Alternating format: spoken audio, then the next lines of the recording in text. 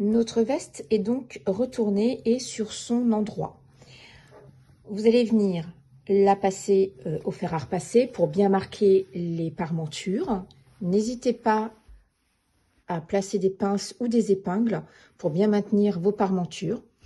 On va ensuite marquer les boutonnières ou les pressions au choix et vous n'avez plus qu'à poser vos boutonnières, boutons ou vos pressions. Ce sera terminé à ce niveau-là. Vous allez venir finir votre ourlet à la main et donc l'ouverture qui nous a servi à retourner notre veste, vous la passez avec un petit fil et des points invisibles. Faites attention à bien rentrer, soit rentrer tous vos fils. Attention à ne pas les couper ou à pas tirer, ça peut être un fil de couture. Donc pensez à rentrer les petits fils et vous terminez à la main cette couture-là. Et maintenant, on va voir les manches. Pour terminer les manches, vous allez venir, on va finir les manches à la main. Alors pourquoi? Comme je vous l'ai expliqué dans la vidéo qui présente Césario, l'idée de cet empiècement, c'est de pouvoir et d'une, retourner notre veste si les manches sont trop longues et de ne pas avoir la doublure, mais aussi de pouvoir décaler l'ourlet si l'enfant grandit et que la veste devient trop courte aux manches. On peut refaire et rallonger les manches. Donc on ne fera pas de couture machine, on va faire une couture à la main.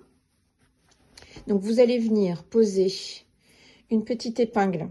J'ai un fil qui m'agace, voilà. Une petite épingle sur la couture. Vous sentez la couture de la parmenture de l'autre côté.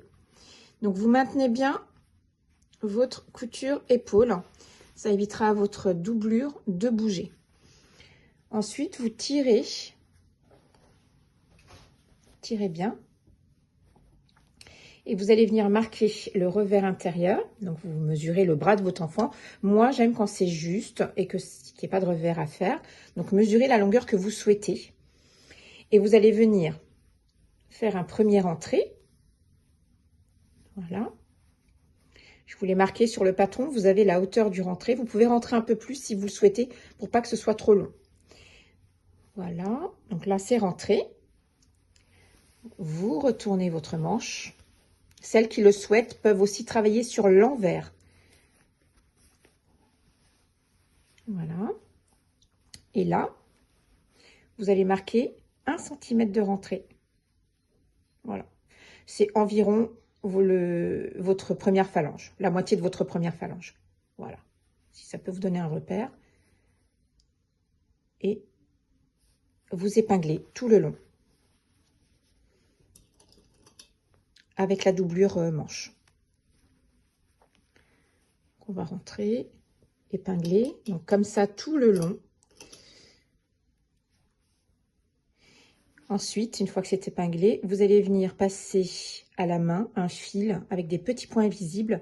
Vous n'allez prendre, attention, il ne faut prendre que la doublure. Ne venez pas coudre votre passepoil ni votre tissu extérieur. Ça éviterait à la manche, ça l'empêcherait d'avoir un joli tombé. Donc, venez bien faire attention. Faites attention quand vous cousez à ne pas prendre autre chose que la doublure. Donc, vous cousez avec un point invisible votre manche et votre doublure.